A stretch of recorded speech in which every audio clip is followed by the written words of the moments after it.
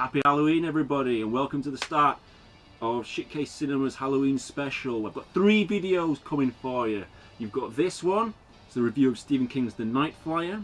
Then we've got a special video, which is my personal top 10 horror films, so keep an eye out for that one. Then, got another review, but I'm not going to tell you what it is. You're going to have to stay tuned. So, I'd just like to acknowledge the fact that, yeah, I don't do as many movie reviews as I used to do. It's trying to find that spark, and it's sometimes a bit difficult to always find that, you know, creative spark. So I try my best. I hope you appreciate that. I'm always uploading things to the Shitcase page, whether it be photos or silly songs or silly videos. There's always something on there, so get your ass signed up on there. It's the page, not the group. It's the Shitcase Cinema page. Less than 600 people on there. Where's all the 10,000 YouTube subscribers? Anyway, so without further ado, here's Stephen King's The Night Flier. Happy Halloween. So I know that not many people have heard of this movie, let alone seen it, and that's a shame because it's really not a bad little film. Now, there are both pros and cons to this movie, so let's have a look at both, but mostly the cons because this is Shitcase Cinema after all. Now, the good thing about The Night Flier is it's a creepy story, there's some fun acting, there's some gory horror, and of course, lots of mental angry characters like this guy. Where's my picture? Where's my goddamn dead baby? I told you before, Libby, do not fuck with my stuff. So who is this guy? This emotionally unstable individual is Richard Dees, our senior reporter. Ah, there you go. So the story focuses on this guy, played by Miguel Ferrer. Now, from the first time you see him, he's a rude, angry asshole, and he never changes throughout, which is awesome. So anyway, let's cut to the chase. Okay. He ultimately gets assigned to a story on a killer who's going around killing people at these tiny airfields and drinking their blood. And he flies to these places in his plane at night time, hence the title. Good stuff. So Dees, yeah, he's a super likeable bloke, but there's something about him that just makes me laugh and wants to stick by him. He takes no shit and he plays by his own rules, whether it be walking into his boss's office without knocking, calling his boss names, Fucking prick. or having a go at the new girl in a bar who just wants to learn from him. Let me ask you a question. What the fuck do you think you know about being a real reporter, huh? God damn it. Now, the new girl is called Catherine, but Dees calls her Jimmy because he's a comedy legend. I remember you, Jimmy. Jimmy. As an Olsen. Now, Dees is officially given the job to find out about the killer and go snooping around, taking snaps and talking to people to try and find out more about this killer who apparently calls himself Dwight Renfield. Now, that's an interesting name and it's a nod to that insect-eating goon from Dracula, but how do they know his name if everyone that he meets ends up being killed? Well, whatever. Now, this is based on a short story by Stephen King, which you can find in Nightmares and Dreamscapes, and it's only about 40 pages long. Now, obviously, to make a film 90 minutes long, you've got to make changes and add things, and films always have a tendency to change the ending especially, and this is no different, so there you go. So one old guy that Dees talks to spills these beans about the killer. He was wearing a big cloak. He was. When it spread out behind him, it looked like a goddamn bat's wing, it did. So there you go, the killer is either Batman or a man-bat or Bela Lugosi or a vampire. Take your pick. Stupid old fossil.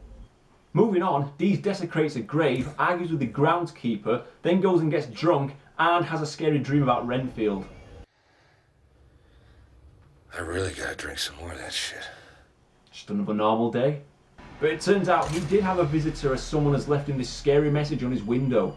Now, the thing that The Night Flier does, and it does very well, is it builds up the tension very slowly as well as the suspense. Plus, you only see glimpses of Renfield right up until the very end, so it adds a layer of mystery to the piece. Well, unless you look at the bloody poster, talk about spoilers.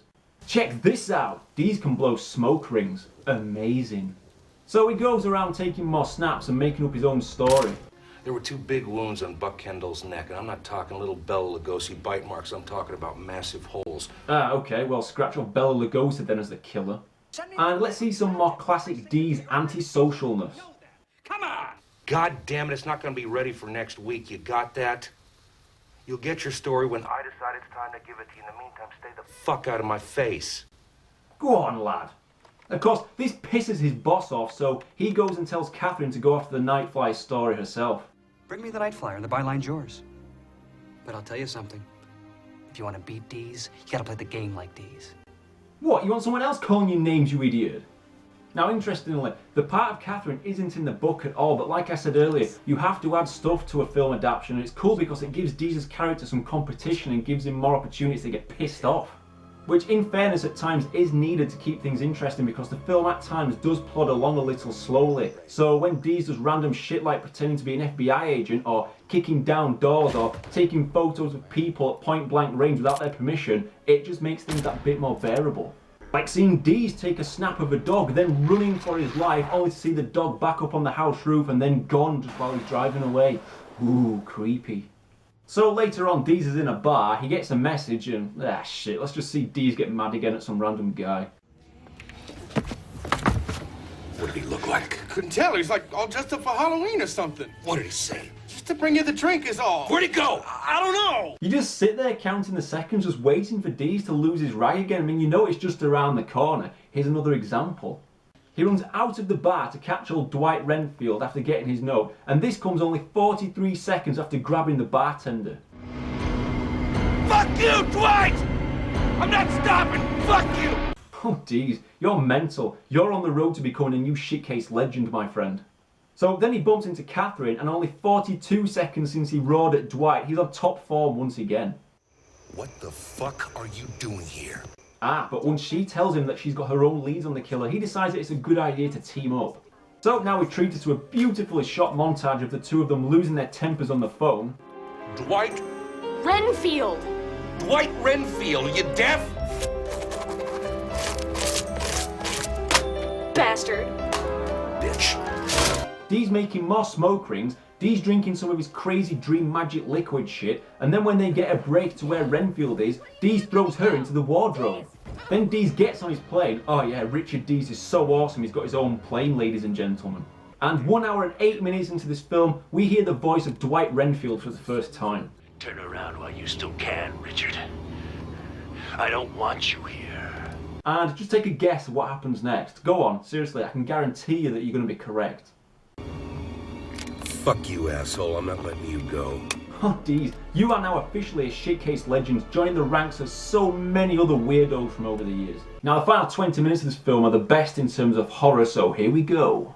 So once he finds Renwick's plane and snaps up more photos, he goes inside the small airport terminal to find plenty of dead bodies, and after a while he can't take any more and decides to run away and slips. Oh dear me, ouch. Check this out, even nasty vampires need to take a toilet break every now and then. See, that's pretty freaky seeing that. So Dees gets a nasty talking to her, he doesn't listen. Dees doesn't listen to anybody, man. And then he runs after Renwick demanding to see his face. And here you go. See, I like that. It looks different, it's scary looking, and it's good old practical effects. Maybe some of you think it looks shit, I don't know. So he makes Dees drink some blood, I guess, and then shit happens when everything turns black and white and the dead come to life and Dees is haunted by things that he's seen in his job. It's a genuinely scary scene if you watch this in the dark. So he goes round with an axe and then in storm the cops. Now in the book at this point it goes like this. Hold it right there, one move and you're dead. Dees didn't even turn around. Press, dick face, he said. See, even in the book, the last line that he gets, he's just angry and rude. But in the film, we get this. Dees going mad one last time before being gunned down. See, I was sad to see him gunned down to death like this. Is it the right ending? Perhaps. What I didn't find satisfying though was Catherine watching Renwick flying away and then claiming Dees to be the Night Flier killer and publishing this just to get on front of the news rag. I mean, in a way, I guess that she's now become Dees, doing whatever she can to get on the front page. But personally, I would have liked to have had a voiceover from our main man Dees though when it shows her picture. Maybe something like this.